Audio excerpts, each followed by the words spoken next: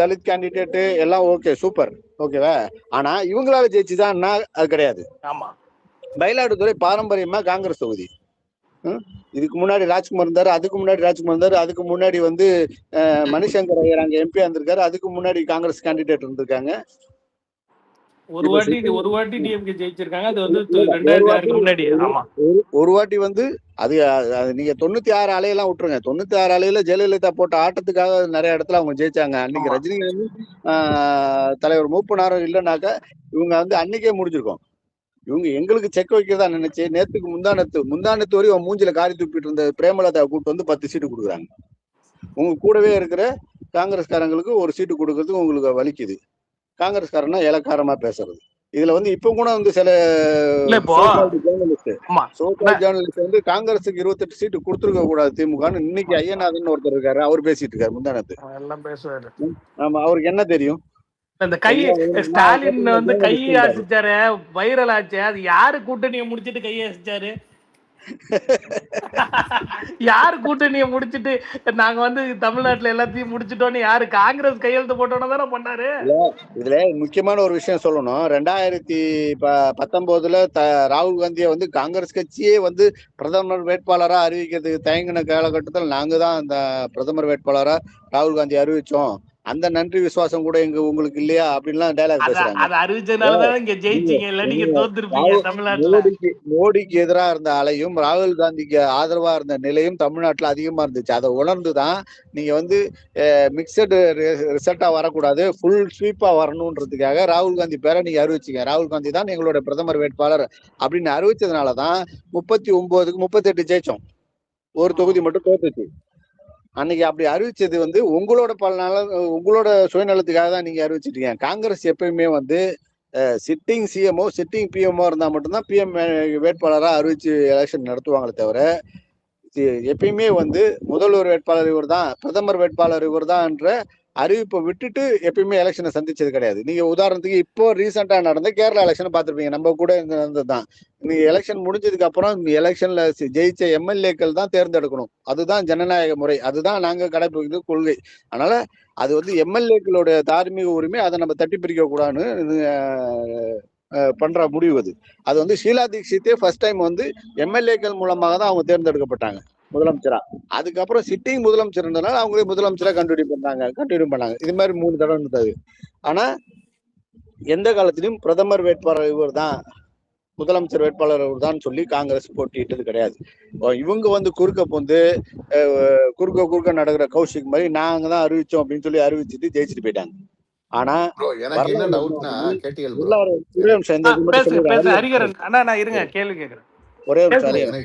எனக்கு என்ன டவுட்னா, காங்கிரஸ 5 சீட்டு ஜெயிக்க வச்சாங்க திமுக, விசிகாவை 2 சீட்டு ஜெயிக்க வச்சாங்க திமுக, ஐயுஎம்ல 2 சீட்டு ஜெயிக்க வச்சாங்க திமுக, கம்யூனிஸ்ட் 2 சீட்டு ஜெயிக்க வச்சாங்க திமுக. இத்தனை பேர் ஜெயிக்க வைக்கிற தகுதி இருக்கிற திமுகக்கு ஏன் வந்து கொளத்தூர்ல ஸ்டாலின் ஜெயிக்க வைக்க முடியல, காட்பாடியில வந்து மீண்டும் 14 மினிஸ்டர்ஸ் வந்து ஏன் ஜெயிக்க வைக்க முடியல? இதெல்லாம் கேளுங்க ப்ரோ. இதெல்லாம் நாங்க கேட்டுட்டோம், இது எல்லாத்தையும் கேட்டுட்டோம் நாங்க.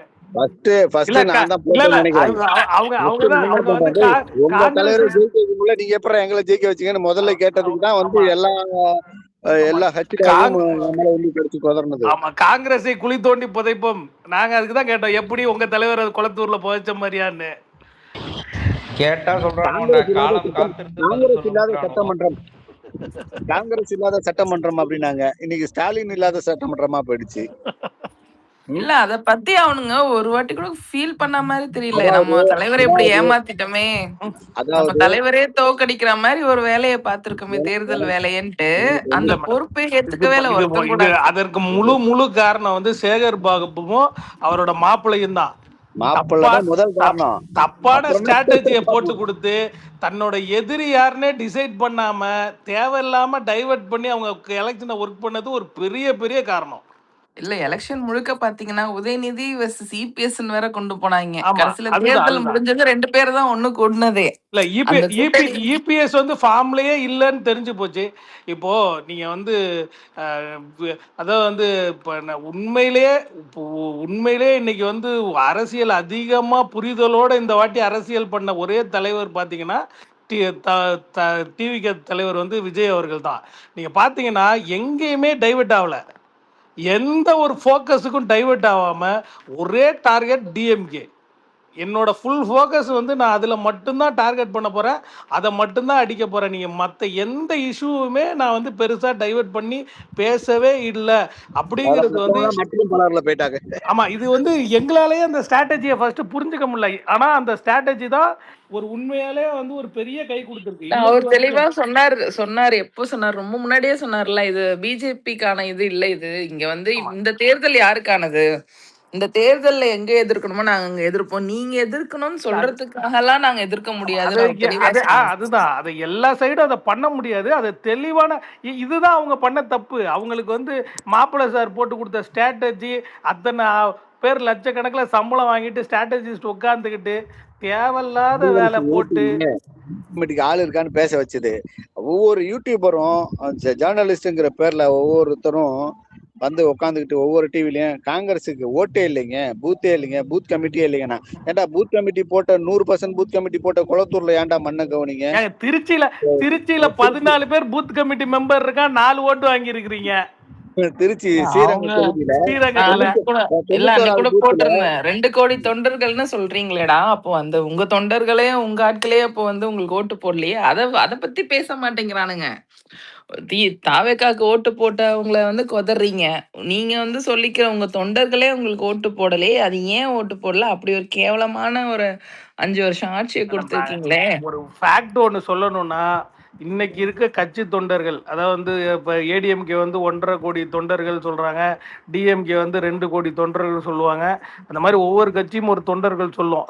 அந்த தொண்டர்கள் லிஸ்ட்லயே உருப்படியா கரெக்டா இருக்க ஒரே தொண்டர்கள் லிஸ்ட் பார்த்தீங்கன்னா டிவிகே தான்.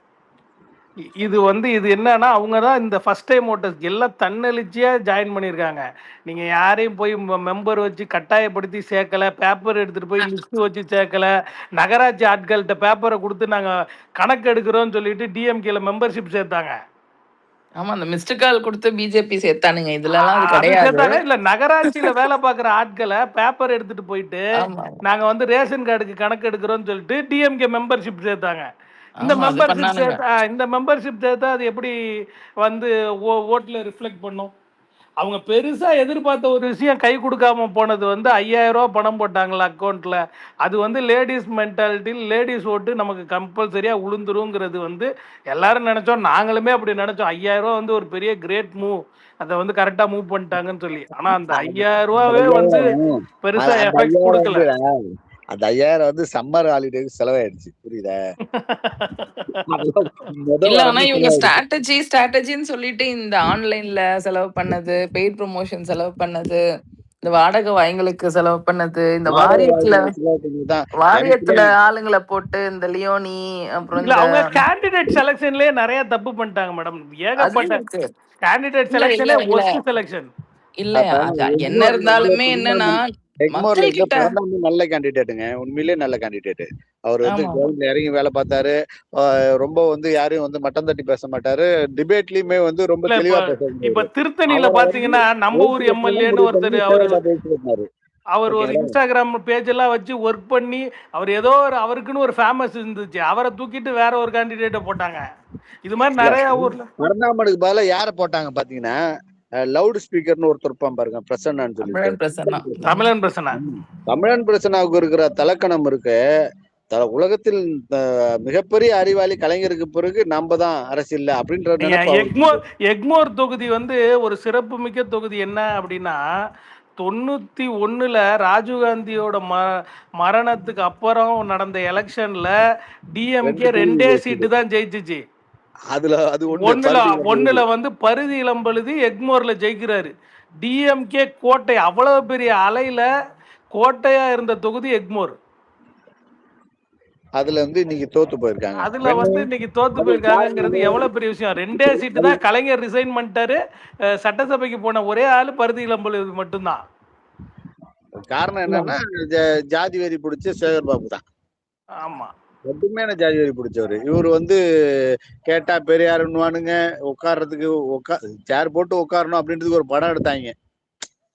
அதுதான் உச்சபட்ச காமெடி. இல்ல இப்ப டிவிக்கோட வளர்ச்சி வந்து இது ஒரு பெரிய விஷயம். எங்கேயுமே ஜாதி பார்த்து கேண்டிடேட் நிறுத்தல. அது வந்து வேற எந்த கட்சியாலையும் பண்ண முடியாது இன்னைக்கு தமிழ்நாட்டுல.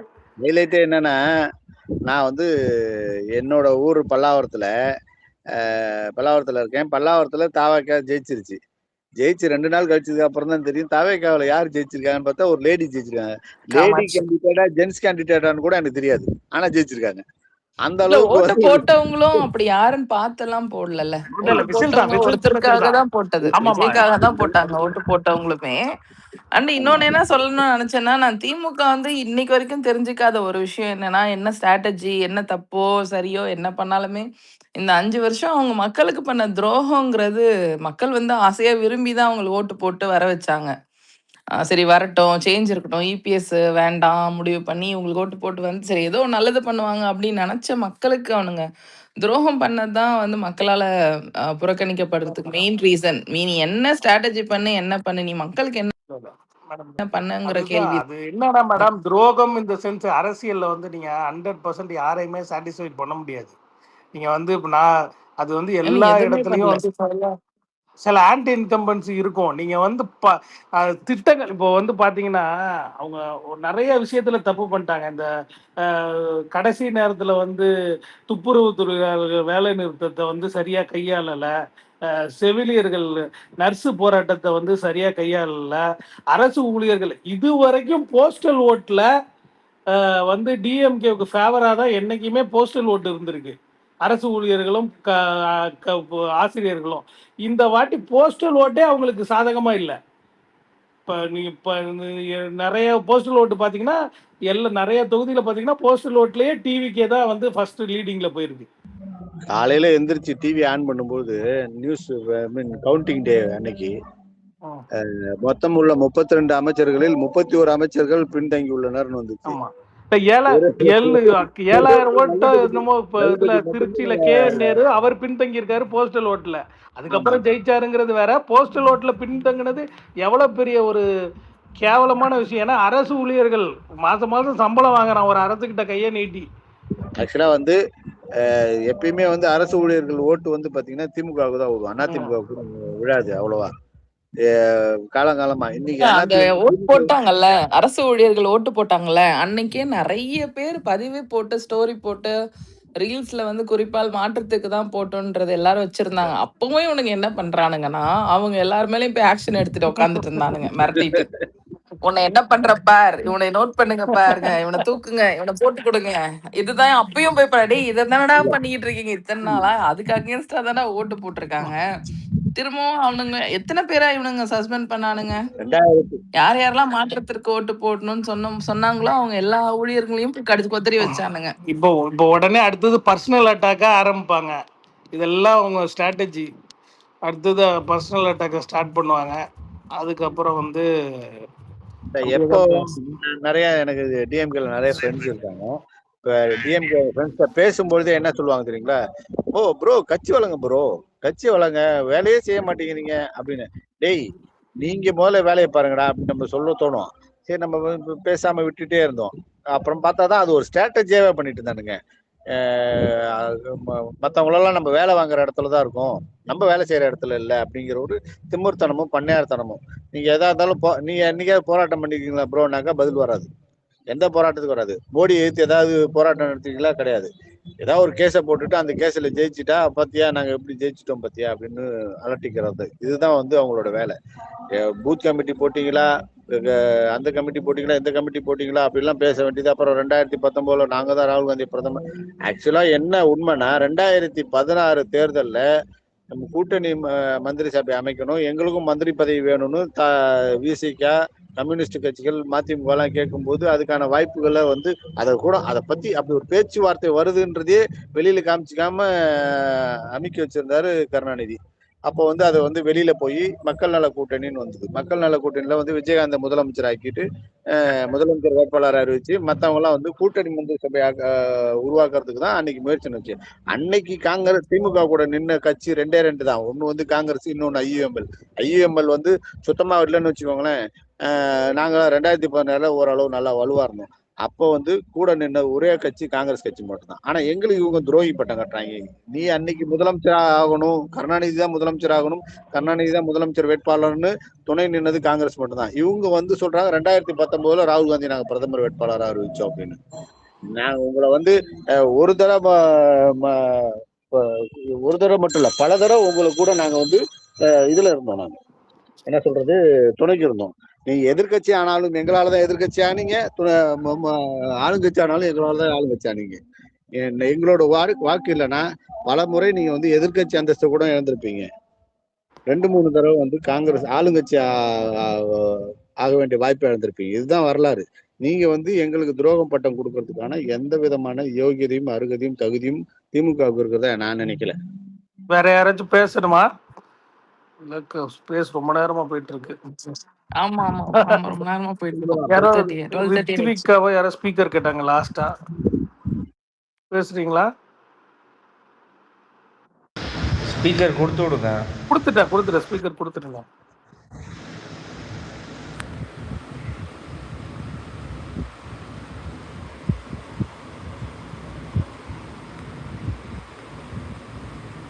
அவங்க பேசல போல இருக்குண்ணா.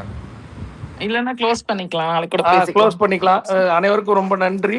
நம்ம தொடர்ந்து நடத்துவோம் இந்த ஸ்பேஸ்ல, எல்லாரும் கொஞ்சம் ஜாயின் பண்ணி இதே மாதிரி தொடர்ந்து நடத்துவோம். கீழே இருக்க திமுக காரர்களும் தினமும் இந்த ஸ்பேஸை பாருங்க.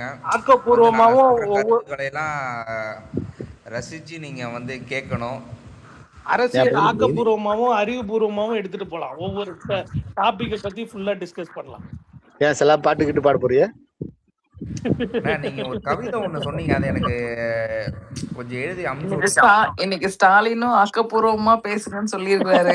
இவனுங்களை போய் நம்பி பாவம் இவனுங்களை பத்தி இன்னும் தெரிஞ்சுக்காம இருக்காருன்னு நினைச்சு ஃபீல் பண்ணிட்டு பாவமா இருக்கு அவரை பார்த்தா. அவரை வச்சுக்கிட்டு நல்லா அவங்க மாப்பிள்ளை சார் பண்ற சேட்டை இருக்கு, பயங்கர சேட்டை. மாப்பிள்ளை சார் பண்ற சேட்டை தான் அன்னைக்கு வந்து நடுத்தருல கொண்டு போட்டுருச்சு. இவனுங்க என்னைக்கு ஆக்கப்பூர்வமா பேசியிருக்கானுங்க. வந்து 2016 காங்கிரஸ் பண்ண துரோகம் தான். ஹரிஹரன் சொல்லுங்க. சோனியா சிஸ்டர், நீங்க வந்து இந்த ட்வீட் எல்லாம் ஸ்டாலின் போடுறாருன்னு நினைச்சுக்கிறீங்களா? அப்படி நினைச்சீங்கன்னா நீங்க ரொம்ப பாவம். அவரு வந்து போனே இல்லங்க, அது ட்வீட் மட்டும் இல்ல, அவர் மேடைகள்ல கூட அது அப்படியே பிரதிபலிக்கிறாரு. ஆனா இவனுங்களை நம்பி இதெல்லாம் நினைச்சு இவரு ஒரு எக்ஸ்பெக்டேஷனோட இன்னமும் இருக்காருன்னு போது பாவமா இருக்கு. அதான் நானும் இன்னைக்கு சொன்னேன், வாங்க சும்மா போயிட்டு மரியாதை நிமித்தமா ஸ்டாலினை சந்திச்சுட்டு வருவோன்ட்டு இன்னைக்கு கார்ல வந்தப்ப சொல்லிட்டு வந்தேன். ஆனா தலைவர் வந்து ஜெயிச்சுட்டு போய் பார்த்ததெல்லாம் வந்து அல்டிமேட்.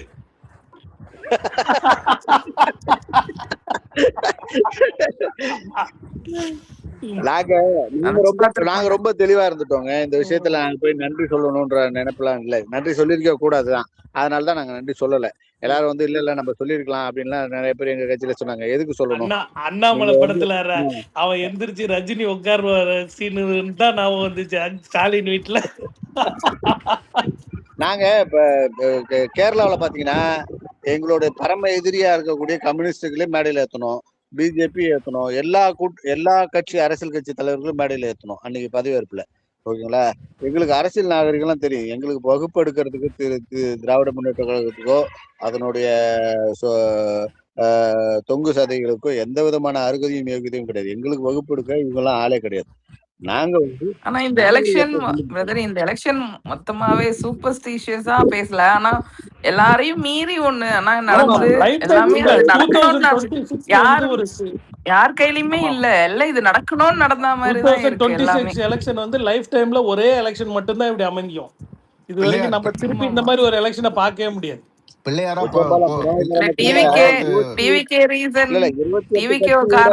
இறங்கினவங்க இன்னைக்கு வந்து ஒரு கட்சியோட தான் கூட இருக்காங்க. அந்த ஒரு கட்சி 2 கட்சியும் பாத்தீங்கன்னா அவன் வந்து திமுக உதயசூரியன் சின்னத்துல நின்னதுனால அங்க மாட்டிக்கிட்டான். இல்லன்னா வைகோ தான் முதல்ல வந்திருப்பாரு. 67 அப்புறம் தமிழ்நாட்டுல நடந்த மிகப்பெரிய வித்தியாசமான தேர்தல்னா அது இதுதான். ஆமா ஆமா நியாயத்துக்கு. அதுவும் நீங்க ஃபர்ஸ்ட் நீங்க போய் டிஎம்கேல ஒரு நம்பர் வாங்கிட்டு அங்க நின்னு அதுக்கப்புறம் இங்க வந்து சேர்ந்து, ஏன்னா அப்பவே எங்க கூட்டணி பேசுற மாதிரி போயிட்டு இருந்துச்சுல்ல, இல்லைங்க அப்ப இல்ல அது நடக்கல. லாஸ்ட் கூட்டணி மினிட் ஆனா வந்து எல்லாமே ஆமா நல்லதுக்கு நடந்த இல்ல மாதிரி அந்த இருக்கு. இல்ல கூட்டணி எல்லாமே இல்ல நல்லதுக்கு ஆனா இல்லைங்க இப்ப நடந்த வந்து அப்ப நம்ம இதுக்கு வந்ததோட முன்னாடி வந்திருந்தோம்னா எலெக்ஷன்ல அவங்க டிஎம்கே அங்க டெபாசிட் வாங்கி இருக்க மாட்டாங்க பாதி தொகுதி இல்ல 59 இல்ல 200 அடிச்சிருக்கும் இங்க. ஆக்சுவலா வந்து காங்கிரஸுக்கு பேசின கூட்டணி தொகுதிகள் மொத்தம் 80 தொகுதிகள். ஓகேங்களா, 11 அமைச்சர், 30% உள்ளாட்சி, 30% வந்து வாரியங்கள், அது இதுன்னு எல்லாமே பேசிதான் முடிச்சது. இதெல்லாம் தெரிஞ்சுதான் வந்து கனிமொழி மேடம் வந்து தலைவரை பார்க்க அனுப்பிச்சது. தலைவர் வந்து நிறைய கேள்விகள் கேட்டு அவங்களால பதில் சொல்ல முடியல. இனிமே இந்த தப்புகள்லாம் நடக்காது அப்படின்னு. உள்ளாட்சி தேர்தலில் காங்கிரஸை அழிக்கிறது, you are systematically eliminating Congress, you are slow poison like BJP. BJP வந்து ஃபுல் பாய்சன், ஸ்லோ பாய்சன், இப்படிலாம் பேசியிருக்காரு ராகுல் காந்தி கனிமொழி கிட்ட. பேசிதான் ஓ, அவர் வந்து அதுக்கு பதில் சொல்ல அதான் ஒரு முடியல. முகமே இல்ல. அவர் வந்து ஸ்பேஸ் உள்ளாட்சி ஸ்பேஸ் தேர்தலில் கட் ஆக போகுதுன்னு நினைக்கிறேன். இது சரி சரி நெட்வொர்க் சரி சரி, ஓகே எல்லாருக்கும் குட் நைட். Okay sorry. இங்க ஏதோ நெட்வொர்க் இஷ்யூன்னு நினைக்கிறேன். நெட்வொர்க் இஷ்யூ மாதிரி இது இல்லை மேடம், ஏதோ டெக்னிக்கல் இஷ்யூ இல்லை, 3 ஹோஸ்ட்டுக்குமே கட் ஆயிருக்குது. Okay okay okay. அண்ணா வேற டிராவல் பண்ணிட்டு இருந்தாரு, அவரும் காணோம்.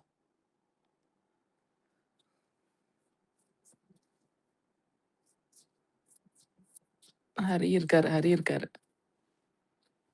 இல்ல இந்த எலெக்ஷன்ல பிஜேபிக்கு ரோல் இல்லாம போனதுக்கு அவங்க கொடுத்த சீட்டு, தலைமை ஒழுங்கா இல்லாதது, இது மாதிரி பல காரணங்கள் இருக்கு. அவங்களே வந்து இந்த எலெக்ஷனை ஒரு சீரியஸான எலெக்ஷனா எடுத்துக்கவே இல்லையே.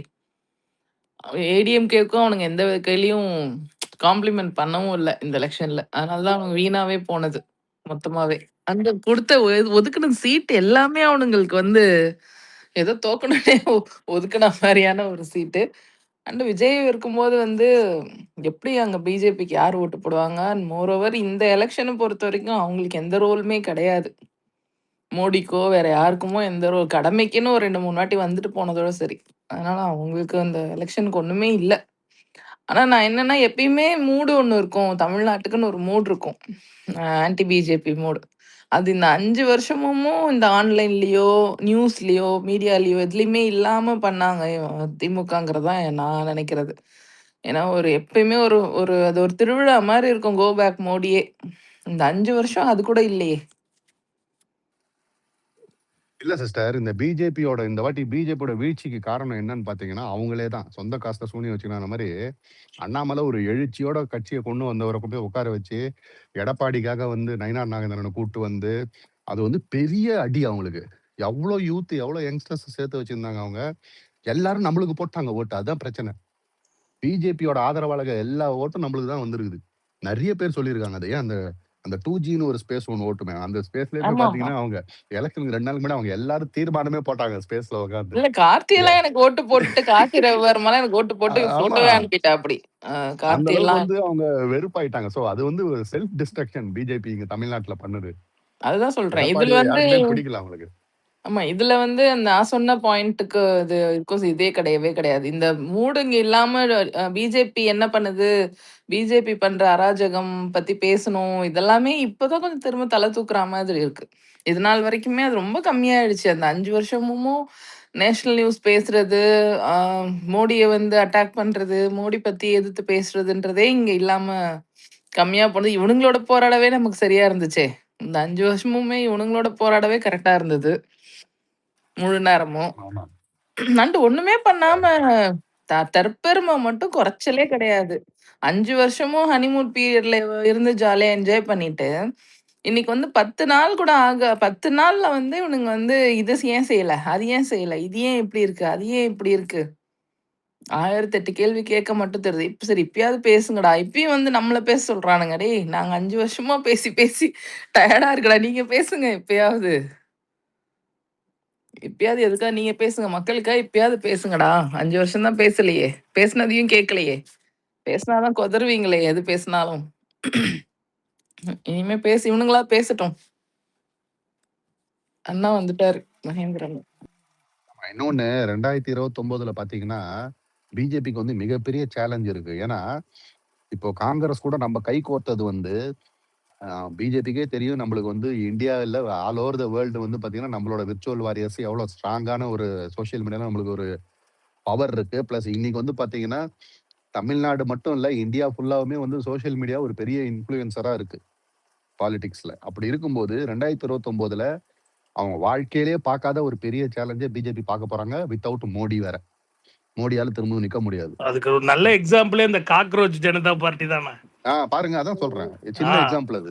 மொத்தமா ரெடி ஆயிட்டாங்க. இந்தியா ஃபுல்லாமே யூத் வந்து சேஞ்சுக்கு ரெடி ஆயிட்டாங்க ஆமா. ஆல்ரெடி அவங்க. எக்ஸாக்ட்லி. இந்த தடவை சேஞ்ச் நம்ம வந்து நோக்கி தான் போயிட்டு இணைந்து இருக்கு. செயல்படுவோம். விர்ச்சுவல் வாரியர்ஸ் வந்து அடுத்த 2029ல பாத்தீங்கன்னா எங்களோட முழு வீச்சு ராகுல் காந்தியை எந்த அளவுக்கு நாங்க மாசா தூக்குறோம் மட்டும் பாருங்க. இல்ல ஆரம்பிச்சு போயிட்டு இருக்கு. மோடி வெர்சஸ் விஜய் இந்த மாதிரி போய்கிட்டு இருக்காங்க. இன்ஸ்டா ஃபுல்லா அநியாயம். இந்த காக்ரோச் இஷ்யூ ஆரம்பிக்கிறதுக்கு முந்தின ஒரு 4 நாள் பார்க்கணுமே. இன்ஸ்டா ஃபுல்லா நார்த் இந்தியன்ஸ் அவ்ளோ பேரு விஜயோட இந்த இந்த